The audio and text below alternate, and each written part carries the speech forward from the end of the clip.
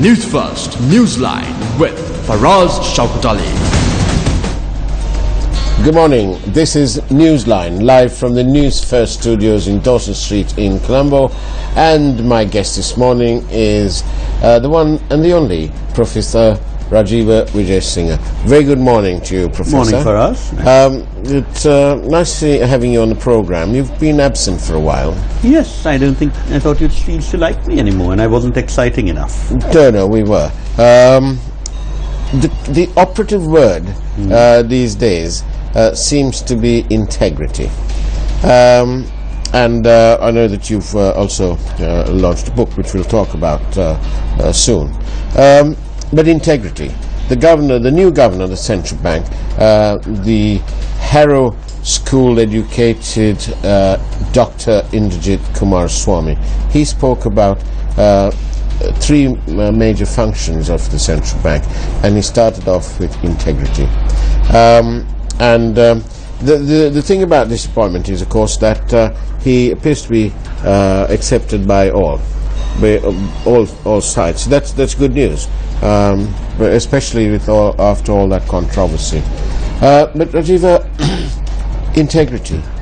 Where is integrity? Have you read a little bit about that the Supreme Court order on the importation rewarding of the coal contract? Yes. I mean, I don't know that much about it. I've read the order, but I found what was revealed quite shocking, in the sense that it's deeply depressing to find the court saying that the cabinet paper misled the cabinet. I also think that the whole idea of juggling with tenders, contrary to, well, both the clear instructions about such tenders and the fact that it was ultimately given to someone who seemed to have the ear of people in authority, I don't quite know whom, is disgusting. I mean, you know, when towards the end of 2014, Vasanta Sennayak and I decided, with no personal access to grind unlike anyone else, that we did not wish to support Mahinda Rajapaksa anymore. I mean, we're the only two people who told him beforehand that we were a bit disappointed with what was going on and we wanted reforms. We also expected the replacement, if Maithripala Sirisena won, to be an honest government, full of integrity. I have to say that I was a bit worried about the way the president was going, not because there were any signs of him doing wrong, but because he seemed to be giving in too much to a bunch of crooks. And in particular, I found it very sad that there's clear evidence of Arjuna Mahendran, basically engaging in peculation, and we all know why. We all know that a large proportion of those profits that his son-in-law made went straight to the United National Party. That's a sort of a thing that I've heard on social media and the talk of the town, if you like.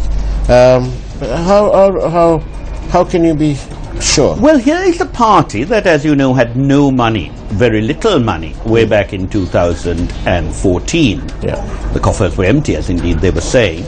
They got a lot of money from a number of sources for the purposes of supporting the candidature of Maithripala Sirisena. But suddenly, 6 months later, they were flush with cash. Lots and lots of money.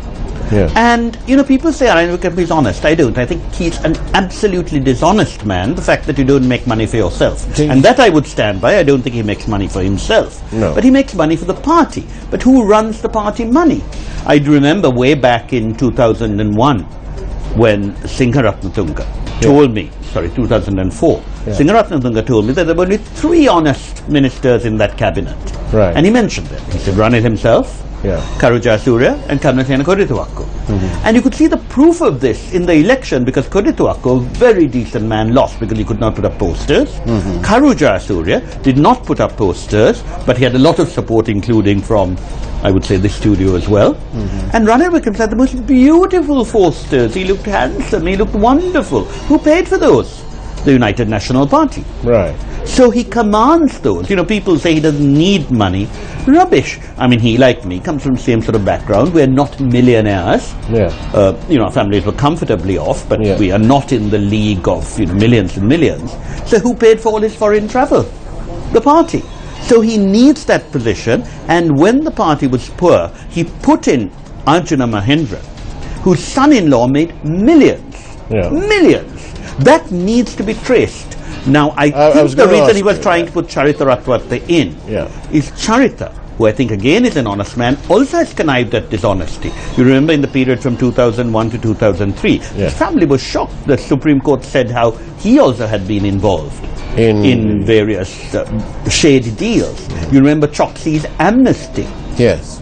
You know, Chari was Secretary to the Treasury. So he's not someone we can rely on to defend the country's interests against the United National Party. But these are serious claims you're making, very serious claims. And, you know, I remember one of his relations telling me how that Supreme Court judgment was brought to attention by a potential foreign investor. Right. Because both she and I believe that he was a very honest man. And, you know, Colombo does not realize that the fact that you don't make money for yourself is not honesty enough. And I think it's absolutely essential to have systems in place. And here's why I remember way back in 2015. I said, you know, don't go for witch hunts. Because the way things are happening, you know, take the arrest of Gaman Pille. It is outrageous. I mean, that is not an important issue. And they were keeping Sachin Vaskunawardena out of custody until the president intervened. You know, I was actually quite shocked that he had been on the stage on May 1st. Because he was one of those who was most responsible for the collapse of the former president. And you had a situation where there was selective investigation, but I made a very simple suggestion. All assets declarations should be in the public domain. The public should be allowed to object. Investigations should be made. But you could allow an amnesty if anyone said, you know, I made this money honestly, but I can't really, you know, explain it, so I'll give it all back. The country needs that money that was stolen by people in the last government and now in spades by people in this government. Well, actually, it was going to be one of my questions to you.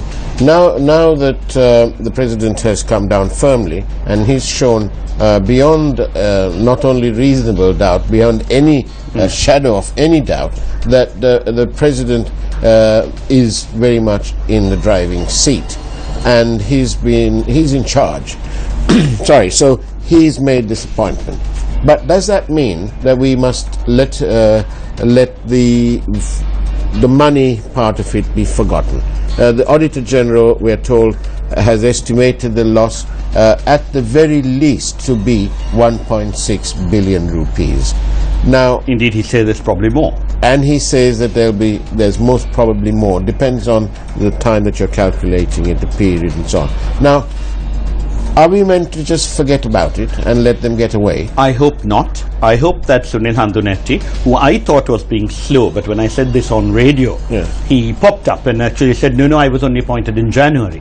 That's another, to me, nail in the Prime Minister's coffin, because if you remember the Prime Minister, who dragooned the President into dissolving Parliament last year because he knew the report was about to be published.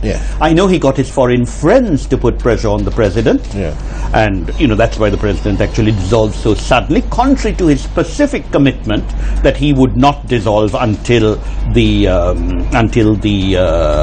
20th Amendment and electoral reform went through. The Prime Minister was deeply against electoral reform because a bunch of thugs he gets into Parliament. You saw the recent incident with Palita Tevra Perma, whom he made a minister a few months ago. Outrageous. And so, what has happened? The present situation, I think, is that Handunetti, I hope, will make it clear the JVP had a flirtation with the UNP, which was tragic.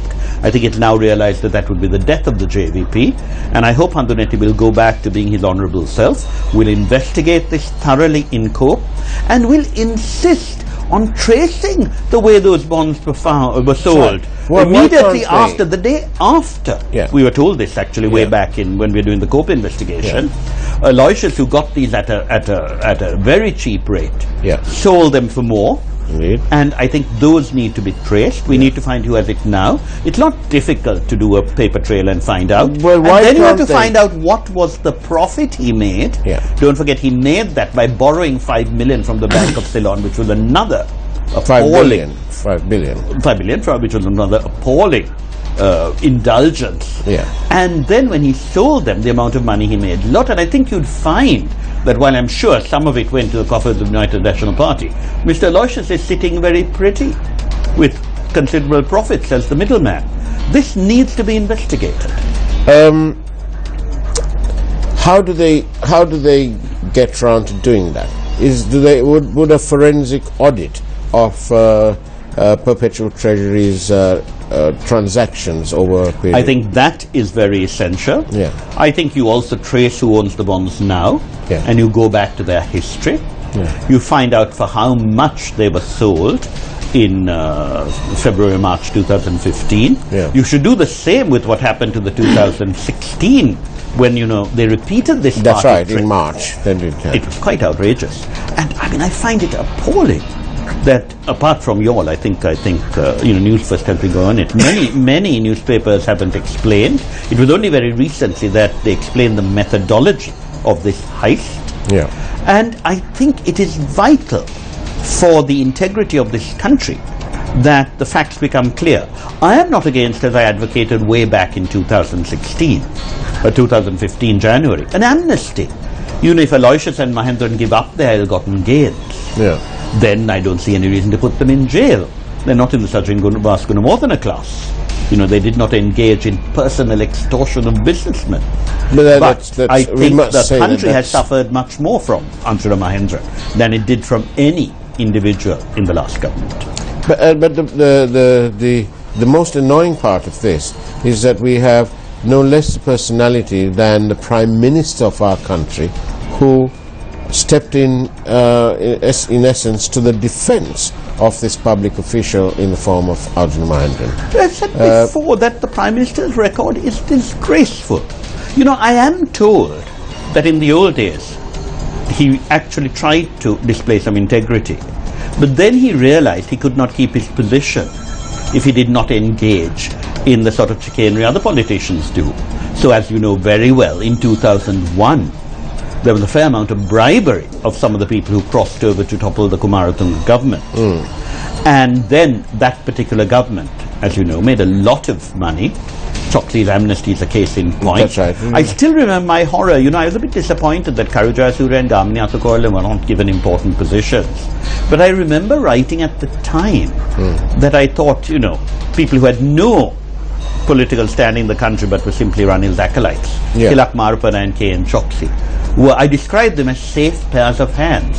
What happened? Marupana, a lot of money was made on defense contracts under Marupana. I thought he was a crook. Malik Samaruwikrama told me when I said, please don't have people like Marupana back in cabinet. He said, no, it wasn't Marupana who made the money. We know the person who made the money.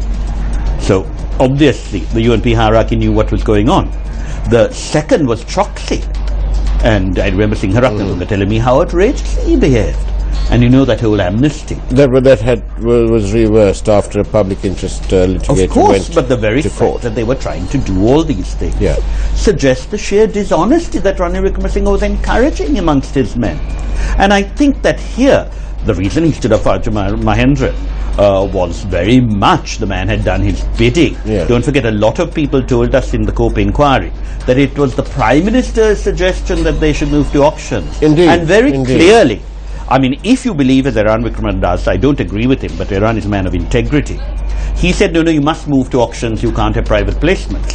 But in fact, what Iran also granted was, if you're moving to auctions, you don't advertise 1 billion and then give 10 billion. Absolutely. Absolute fraud, that was. Now, to talk more about integrity and to listen more what the straight-talking Professor Rajiva Vijay Sinha has to say, please join us after this short break. This is, after all, Newsline.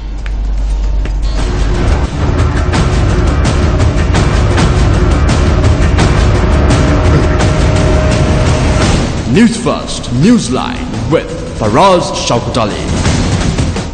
Welcome back to Newsline, where this morning we are talking about integrity.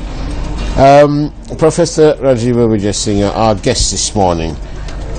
Integrity. You made some very serious and hard comments about the integrity of this whole matter to do with the issue of bonds at the central bank. What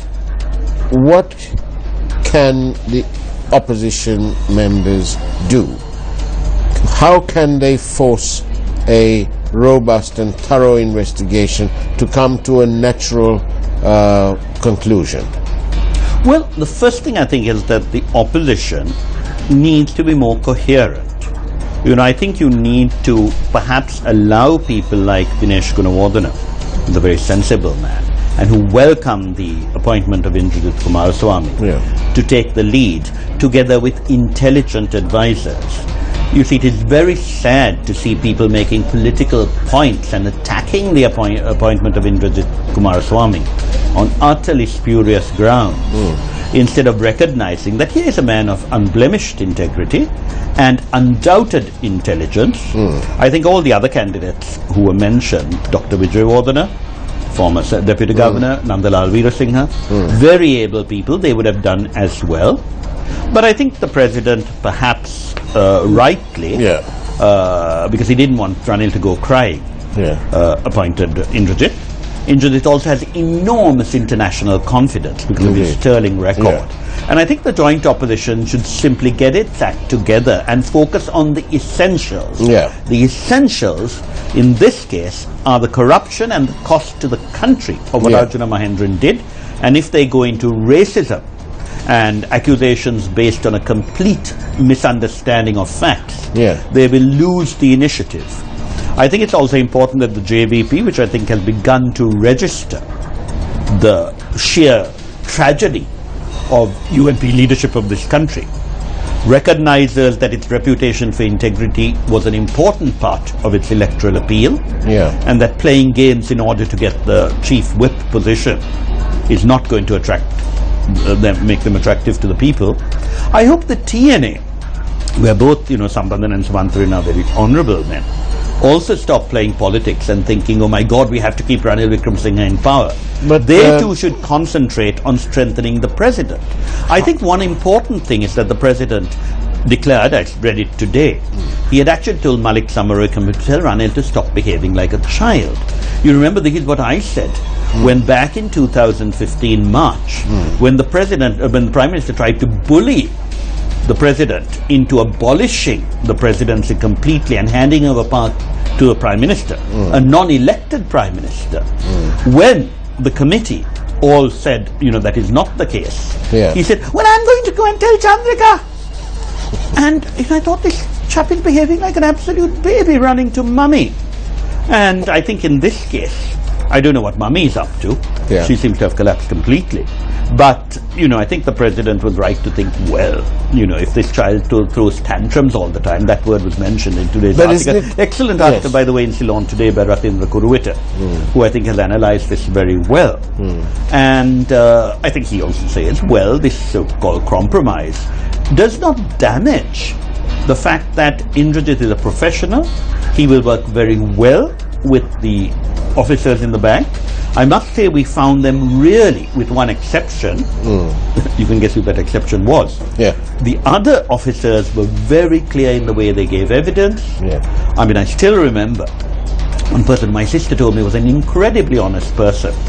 She just almost sobbed and said, when I said, didn't you tell him? We told him several times not to do this. To Mahendra.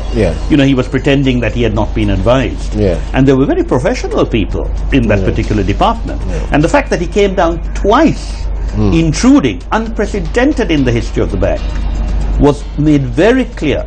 And I think it's very sad the President was bullied into dissolving too early, before that report came out. What's Malik Samaraweekama's role in all this? We have Malik Samaraweekama, who was present at the meeting of state business when it was discussed that the Minister of Highways at the time, Kabir Hashim, wanted let us know that he needed 15 billion and so on. And Malik was part of that meeting. You see, why? Malik is essentially a backroom UNP man, put in there by Ranil because he is a great confidant. They get on very well together, for reasons we all understand, and he is obviously there to serve Ranil and the party. But the thing about Malik, I felt this the first time I met him, I didn't know who he was. He's also a very practical man. he was amongst those whom Iran persuaded. Iran took the lead, which is why he's being punished now. Everyone tells me, why the hell isn't he finance minister? He's a man of, again, great intelligence and integrity. But Iran, who I think led the intellectual contribution to making Ranil step down, told me that one of his great victories was that he managed to actually persuade Malik to straight talk Ranil and say, you cannot stand for the presidency, you lose. I still remember a lot of foreign diplomats who I think were very worried about the way the Rajapaksa government was heading, instead of telling me 3 months before. Well, basically they felt there was no hope because Ranil was determined on standing. And I think Malik was one of those very practical people who told Ranil to stop it, just as I remember being told way back in 1988. It was Ranjan Wijeratne, JR's great confidant, made secretary and chairman of the party by JR, who finally went to JR and said, you've got to very well go, because you will lose if you try to stand again. And similarly, I think Malik has got Ranil's number and realizes that in the end Ranil is a disaster for both the country and the United National Party. And although I think Malik's first loyalties are to Ranil, I think he also realizes that there's no point just keeping a drowning man going and being dragged under yourself. So I hope that he will act more practically now. But talking about integrity and so on, isn't it integrity that the president seems to enjoy, even internationally? Absolutely. Because he says it the way he means it. He has a reputation for talking straight. I think his problem, which I worried about, is that he's not a strong personality. But I also sympathize with him because he's caught between a rock and a hard place. But he has been very strong now. In this he's been very strong. I remember discussing with the minister, who's very supportive of him, that this was a litmus test. And he's come out of it with flying colours. Indeed. He has behaved with enormous courage, because, when Ranil throws a tantrum, Ranil can really throw a tantrum, as the whole family knows. But I think the president has done remarkably well. And I do feel that it is time all those who want this country to progress rallied round the president, including the men of integrity in the United National Party, and just say, get rid of this albatross. Appoint another prime minister who's UNP. And I hope the joint opposition will also recognize that in the interest of the country, they must support Maithripala Sirisena, provided he is not under the thumb of Ranil Wickremesinghe and Chandrika Kumaratunga, who were both disasters when they were in power. And I think we need a new approach to politics in which the president asserts himself, but he asserts himself without overwhelming powers. He's not that sort of personality. He works in terms of his own manifesto. His manifesto has been ignored. It was a brilliant manifesto that he produced in January 2015. That should be the key for this government to proceed, and we want good people within the UNP to also rally around the president. And you've been busy writing a book, and surprise, surprise, it's dealing with integrity. Integrity in international relations. When I thought I was out of a job last August, I actually wrote only 2 books about the Rajapaksa years, Triumph and Disaster, Success in War, which was published. This was by Good Again, it's available there. And the second part, Failure in Reconciliation, will be out in a month. Right. But there were 4 books of essays. One was on English literature, Poets and Their Visions. But 3 were in areas where I think we really need swift reforms. One was about rights, reforms and good governance, because that was the platform on which the president was elected, and it was betrayed by the Wickremesinghe government. The second was on education. And I must say I was really very pleased when recently the ADB told me that until they met me, they actually thought of suggesting withdrawing from a support to education because nothing was moving. Right. And when I showed them some of the things I was doing, they said, fine, but this should be done in school. And when I said, I think that there are some efforts at reform in education, they said, yes, we've seen them, they're complete rubbish. And I said, can I quote you? And they said, yes, because it's in the public interest, these are not secret. And they need a thorough overhaul of education. you know, as both Mohan De Silva, chairman of the UGC, another lovely man, Yes. and I said, we can't continue to pick up the pieces if there's no reform in education. So that was the other Yes. book. And the final book is The Mango Tree. Yeah. It's called Inclusivity and Integrity in International Relations. And it's again a collection of a lot of presentations I made. The first half begins with a presentation in Brazil, Yeah. where I was asked to discuss various things, and a lot of speeches in India, Yeah. where I participated in the activities of several Indian think tanks. The second part is the work I did as chairman of the Council of Asian Liberals. I've got a question here for you. Yeah. Thank you for telling me about your book. During this Think Again campaign Right. that we're doing, our network is doing from door to door, east to west, north to south, and so on, we had one person who said that perhaps we should hand over the government to Syriza for a term of 5 years. In that context, do you think, Rajiva, that we could have the chairman of our company to be the Prime Minister? Because if they were to apply the same rules that he does over here, then government will be in a far better place, and certainly a few people will find themselves in trouble. But that man said, actually, doesn't it say a lot that we had that the people, for somebody to come up and say, look, why don't you give Syriza the government to run? Because these people are fed up with the non-delivery of various promises. Well, I think that is obviously a very partisan view, and I'm glad that you have such good friends. I do admire a lot of the work that Syriza does, but I also think that there are certain things which he could do better. Yeah. But having said that, I think it underlines one very clear fact. Yeah. And I hope the people of the country realize this. This is what Vasant Sennaik and I suggested 2 years ago, that if you have a presidential system, and I feel very much we must have a presidential system, but with solid checks and balances, you have to also have a cabinet, an executive outside parliament. Because we go on the Westminster model, but the Westminster model actually allows for very capable people to come to the top. The combination of electoral system, which this mad Prime Minister wants to keep on forever and ever, and the fact that seniority counts, ability doesn't count, all those mean that half our cabinet is useless. I mean, if you look at the people in the cabinet who are actually working, you can count a half dozen of them who are suited for the job. I mean, John Amaratunga, who created him, Palita Tevara Peruma, where are they We're from? obviously going to have to... So you really need to go to what I think is a fundamental of modern society, which is that you have an executive outside parliament. I'm not saying keep all politicians out, there are good ones, but they must resign from their parliamentary seats so that they don't have elections in front of them. We've run out of and time, should actually unfortunately. work in the interest of the country. That is what we need. Wonderful. Thank you very much for being on Newsline, Professor Rajiva Vijayasinghe. Thank you for having watched Newsline. Do join us, same time, same place, all over again tomorrow.